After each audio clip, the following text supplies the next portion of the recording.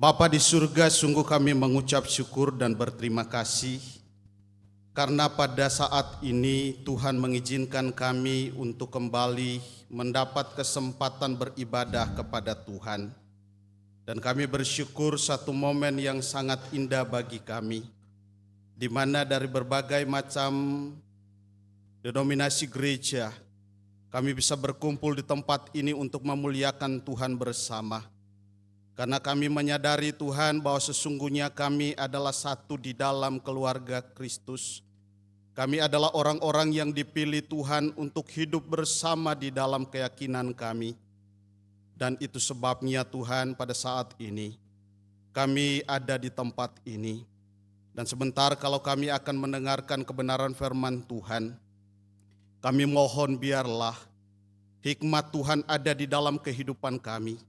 Supaya ketika kami membaca, merenungkan, kami mendengarkan firman Tuhan itu tertanam di dalam hati kami. Dan firman Tuhan itu bukan hanya tinggal diam di dalam hati dan pikiran kami, tetapi firman Tuhan itu bisa menjadi bagian dari perbuatan hidup kami di hari-hari yang akan datang.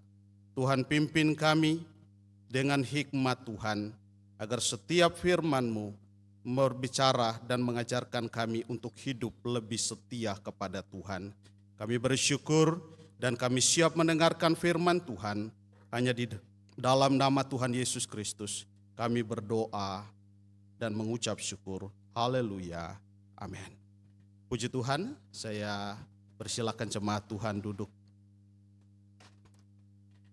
Puji Tuhan, shalom.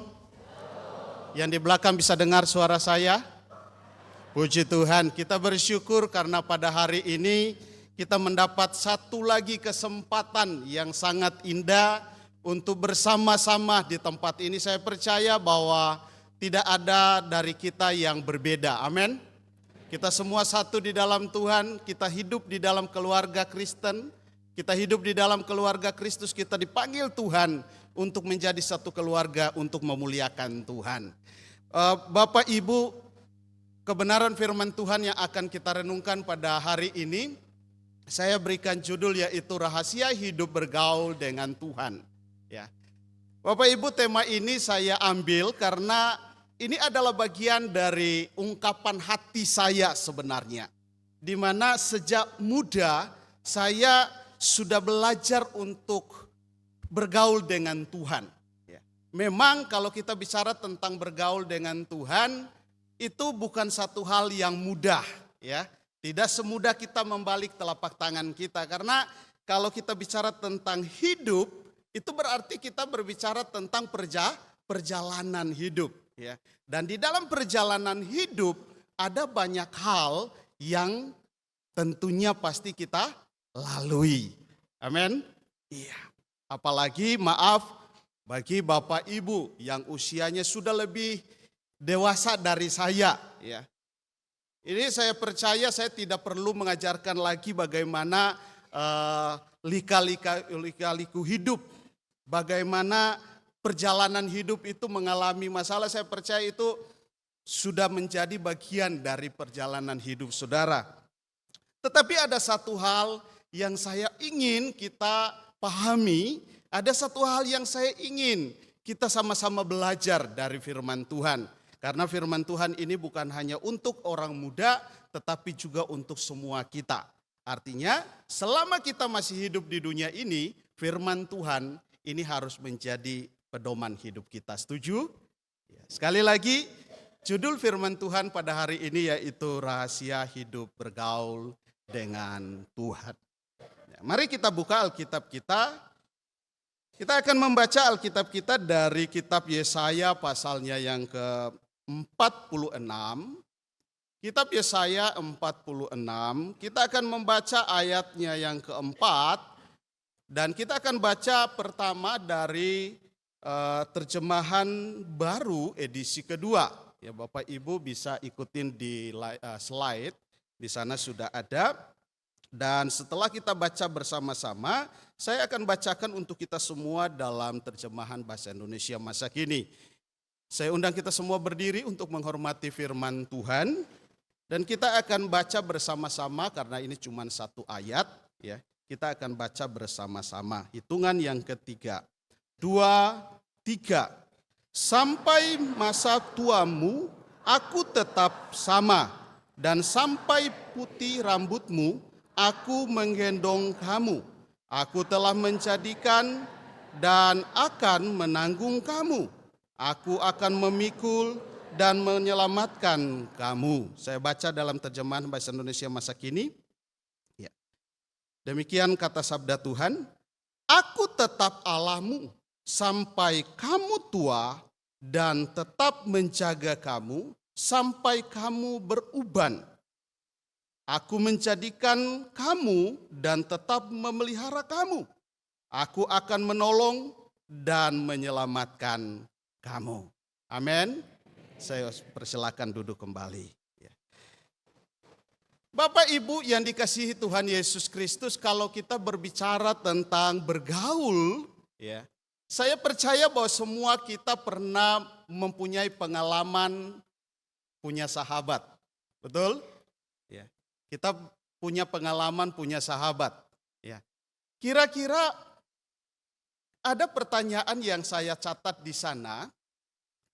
Dari semua orang yang kita kenal, siapa yang paling kita percayai?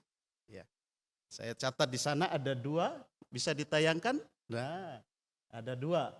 Bisa dipilih A, semua orang, atau yang kedua, atau B itu sahabat karib. Kalau saya tanya ini kepada saudara, kira-kira mana yang saudara pilih? Ya, yang B ya, sahabat karib. Oke, saya pengen tanya salah satu dari ibu-ibu atau bapak-bapak yang hadir pada saat ini. Ya. Ya.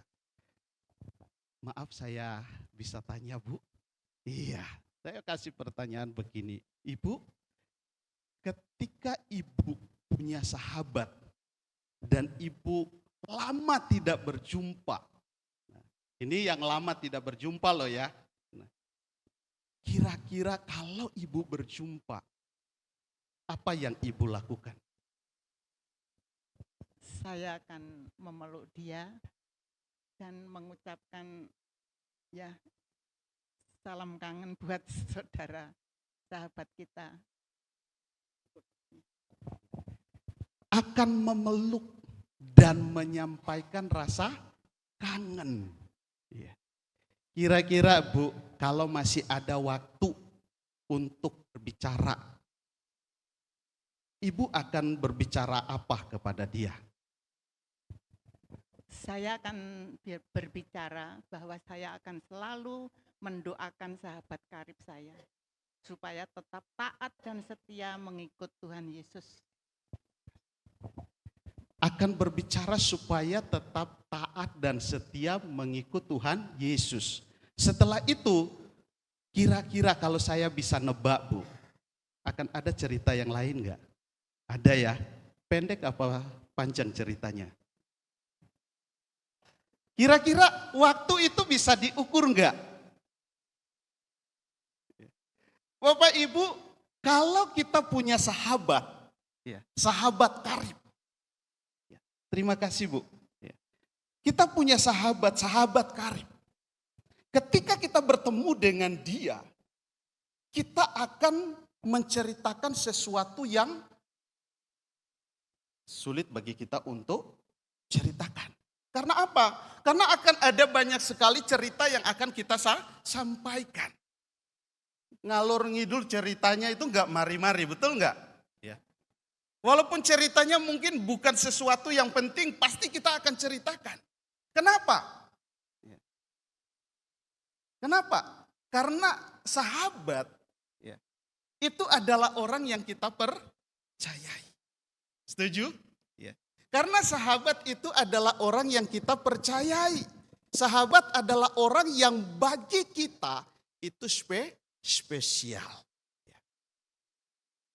Bapak Ibu, di dalam firman Tuhan, ya karena waktu kita juga tidak banyak, di dalam firman Tuhan Kitab Yesaya pasal 46 ayat 4 di dalam terjemahan bahasa Indonesia masa kini, firman Tuhan katakan begini, Aku tetap Allahmu sampai kamu tua dan tetap menjaga kamu sampai kamu beruban.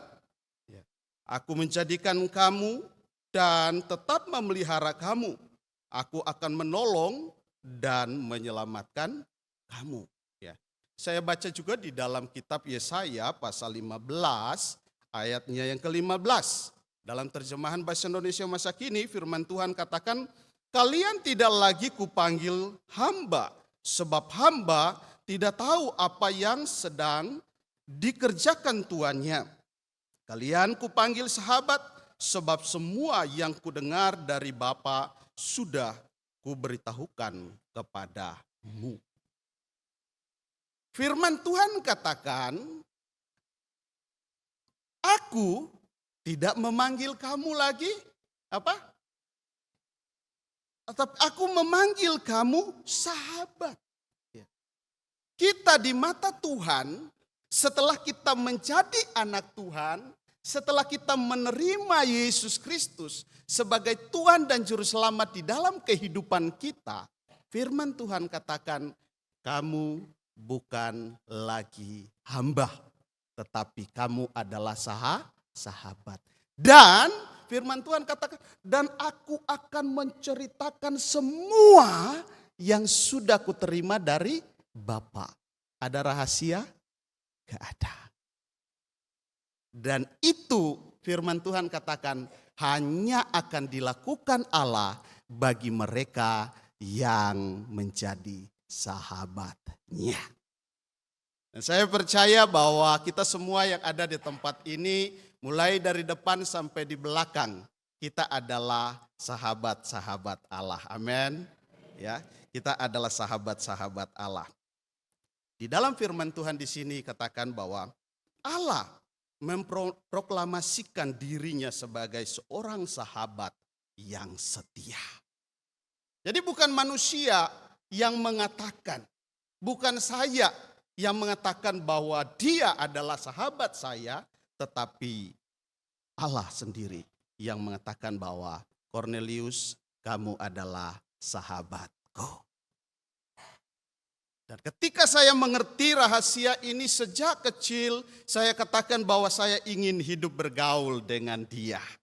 Dan saya bersyukur walaupun saya masih muda, ya, dalam perjalanan saya melewati dari kampung yang satu ke kampung yang lain, dari kota yang satu ke kota yang lain. Saya pernah mengalami masa sulit ketika tahun 98-99, kerusuhan di daerah saya lari hanya dengan pakaian di badan. Gak ada sesuatu yang saya bawa, hanya sendal jepit yang saya pegang waktu itu. Tetapi saya melihat bahwa dia adalah sahabat yang tidak pernah meninggalkan kehidupan saya. Di masa sulit yang seperti itu dia pelihara saya, dia lindungi saya. Dan dia bawa saya sampai menjadi seorang hamba Tuhan. Wow, saya katakan ini luar biasa. Makanya saya katakan hidup bergaul dengan Allah itu tidak percuma. Amin. Iya. Jadi bersyukur kalau sampai saat ini Bapak, Ibu, Saudara masih ada di dalam tangan Tuhan. Masih tetap hidup dengan Tuhan. Karena Dia berjanji sampai masa tuamu, sampai putih rambutmu, sampai beruban rambutmu, aku tetap Dia dan aku tidak pernah meninggalkan engkau.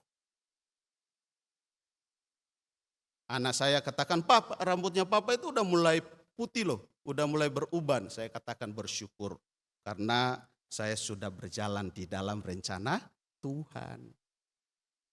Ada pujian katakan apa? Sampai masa tuamu, aku Yesus tetap Dia. Dan sampai masa putih rambutmu, aku menggendong kamu. Enak gak digendong Tuhan? Wah, menyenangkan saudara. Itu sebabnya di dalam Alkitab firman Tuhan katakan, Abraham katakan, aku akan berjalan di dalam Tuhan. Abraham tidak pernah meninggalkan Tuhan walaupun dia mengalami banyak sekali pencobaan di dalam hidupnya. Dia tetap percaya pada janji Tuhan. Walaupun dia melihat masa depannya kelihatan suram, janji itu tidak kunjung datang, dia tetap bertahan dari tahun pertama, kedua, ketiga sampai berpuluh-puluh tahun. Abraham tetap yakin bahwa dia tidak pernah ingkar janji. Dan akhirnya firman Tuhan katakan Abraham diberkati Tuhan. Abraham mati, anaknya diberkati Tuhan. Keturunannya diberkati Tuhan. Karena siapa? Karena Abraham hidup bergaul dengan Tuhan. Pertanyaannya adalah, maukah kita hidup bergaul dengan Allah? Maukah kita hidup bergaul dengan Allah? Nah, kalau kita mau hidup bergaul dengan Allah ada syaratnya. Apa syaratnya? Ini rahasia hidup bergaul dengan Allah. Bisa ditayangkan? Coba kita baca sama-sama. 2, 3. Rahasia hidup bergaul dengan Allah terletak pada kesetiaan dan keterbukaan kita untuk bergantung kepadanya di setiap kehidupan. Ini rahasia bergaul dengan Allah. Bagian yang pertama rahasia bergaul dengan Allah adalah hidup setia kepada Allah. Hidup bergaul dengan Allah yang pertama sekali lagi adalah hidup setia kepada Allah. Tuhan menyertai kita ya. Di dalam firman Tuhan yang kita baca tadi, firman Tuhan katakan bahwa Tuhan menyertai kita secara konsisten. Tuhan berjanji untuk tetap memelihara kita sampai masa tua, bahkan sampai rambut di kepala kita beruban. Itu janji Tuhan. Jadi mengapa kita harus hidup setia kepada Tuhan? Karena Dia berjanji demikian. Dia katakan kalau kita setia, Dia juga akan menunjukkan kesetiaan. Dan bahkan ya, di pengalaman hidup saya yang masih muda ini, saya katakan di saat saya tidak setia pun, Dia tetap setia. Di saat saya tidak setia pun, Dia tetap setia. Ini luar biasa. Nah, kalau kita bicara tentang kesetiaan, dalam hal apa kita bisa menunjukkan bahwa kita itu setia kepada Tuhan? Perbuatan kita. Setuju? Iya. Cara hidup kita. Kalau kita orang Kristen, ada hal-hal apa yang penting di dalam kehidupan kita? Ibadah penting enggak? Penting ya? Ya. Berdoa penting enggak? Penting. Baca firman penting enggak? Penting. Mengasihi sesama penting enggak? Dan saya percaya salah satu tujuan mengapa komunitas ini bisa dilakukan adalah supaya kita bisa hidup saling mengasihi. Ini hal-hal penting yang harus ada di dalam kehidupan kita kalau kita katakan bahwa kita adalah sahabat Allah. Yang kedua, keterbukaan. Coba kita baca keterbukaan. Setelah itu, dalam bergaul dengan Tuhan, penting untuk menyadari bahwa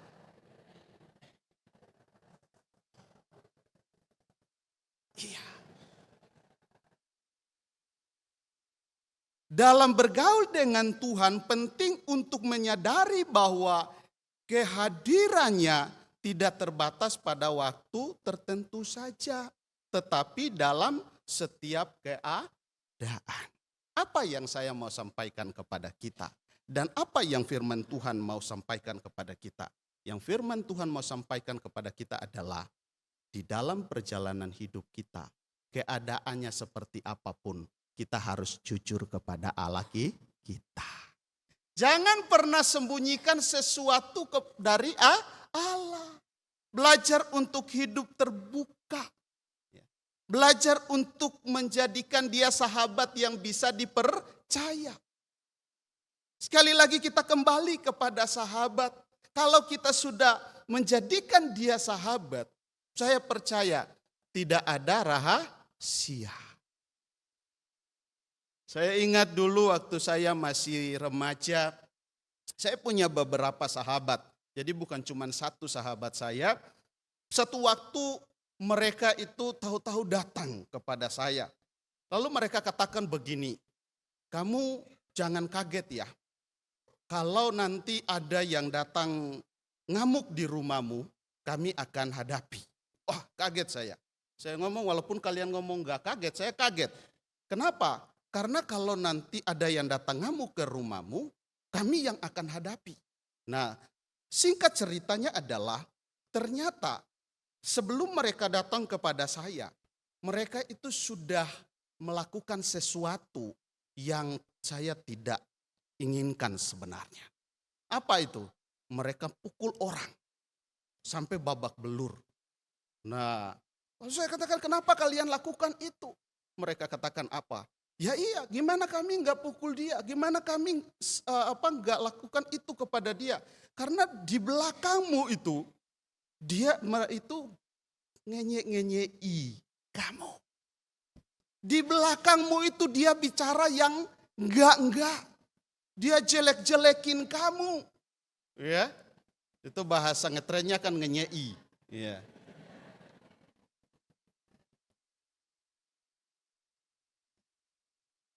Dia udah melakukan sesuatu yang kami tidak suka.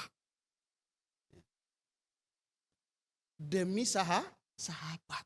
Mereka lakukan hal itu. Mereka tidak peduli apakah masalah itu sebesar apa. Yang penting mereka melindungi saya. Itu karena sahabat.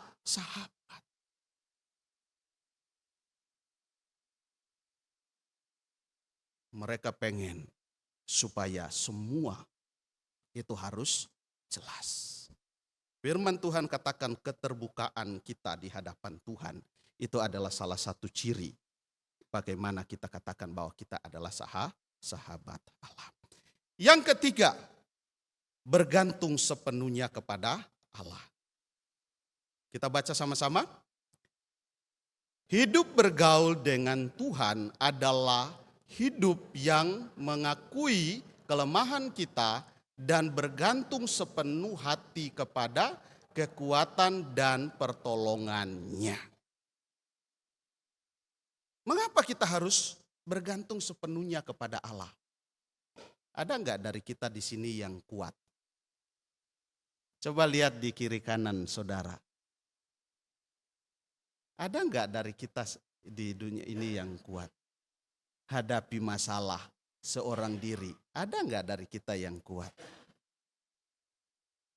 Kita terlalu lemah. Setuju? Gak ada sesuatu yang bisa kita andalkan untuk menjalani kehidupan ini. Yang membuat kita kuat sampai detik ini, itu hanya Tuhan. Amin. Hanya kekuatan dari Allah. Hanya dialah yang bisa membuat kita itu menjadi kuat. Itu sebabnya kalau Bapak Ibu lihat di kiri kanan saudara, ada yang senyum masih ganteng, masih cantik, ya. Itu karena kekuatan dari Allah, bukan kekuatannya. Saya beberapa waktu yang lalu itu mencoba untuk berolahraga rutin. Harapan saya supaya saya tidak sakit, supaya saya bisa terus sehat. Ya ternyata nggak bisa. Walaupun udah lakukan olahraga yang teratur sesuai dengan yang saya baca, yang saya lihat ya. Bahkan saya sampai lihat dari rekomendasi dari Aderai itu. Ya, salah satu binaraga Indonesia yang luar biasa. Ternyata sampai di waktunya ya sakit juga, KO juga gitu loh. Dan sakitnya itu enggak. Kalau dihitung, diukur dengan yang lain, yang sakit yang lain, itu enggak seberapa. Tapi yang tadi udah olahraga itu, begitu kena sakit itu, KO memang. Istri saya sampai bingung. Kok secepat itu kamu sampai selemah itu gitu kan. Dari situ saya mau katakan bahwa tidak ada satupun dari kita yang kuat. tanpa pimpinan Tuhan. Itu sebabnya bergantung sepenuhnya kepada Tuhan dan belajar untuk hidup terbuka, mentaati apa yang menjadi kehendak Tuhan dalam kehidupan kita. Itulah yang paling penting di dalam kehidupan kita. Amin. Saya tutup dengan satu ayat, firman Tuhan katakan begini. Mazmur pasalnya yang ke-92 ayat 12-14. Saya baca dalam terjemahan baru edisi pertama. Orang benar akan bertunas seperti pohon korma, akan tumbuh subur seperti pohon aras di Libanon. Mereka yang ditanam di bait Tuhan akan bertunas di pelataran Allah kita. Pada masa tua pun mereka masih berbuah menjadi gemuk dan segar. Ini pernyataan firman Tuhan. Dia katakan di dalam Yesaya tadi, aku tidak pernah melepaskanmu. Aku tidak akan pernah meninggalkanmu. Dan firman Tuhan katakan, di masa tuamu pun dia akan memegang kita. Orang yang ditanam di pelataran bait Allah, firman Tuhan katakan, dia akan tetap bertumbuh, sehat, menjadi gemuk, tetapi sehat. Kenapa? Karena dipelihara oleh Tuhan. Mari kita tunduk kepala dan kita berdoa. Bapa di surga, sungguh kami mengucap syukur dan berterima kasih karena Engkau Allah baik di dalam kehidupan kami. Engkau memelihara dan melindungi kami sehingga kami bisa ada pada saat ini dengan tubuh diberkati. Ini semua karena kemurahan Tuhan dalam kehidupan kami. Ajar kami supaya kami bisa mentaati firman Tuhan, hidup terbuka dengan Tuhan dan bergantung sepenuhnya kepada Tuhan. Karena kami menyadari tanpa pimpinan Tuhan kami bukan siapa-siapa, tetapi hanya dengan kekuatan Tuhan sajalah kami akan mampu menjalani kehidupan kami ini. Kami bersyukur hanya di dalam nama Tuhan Yesus Kristus kami berdoa dan mengucap syukur. Haleluya. Amin.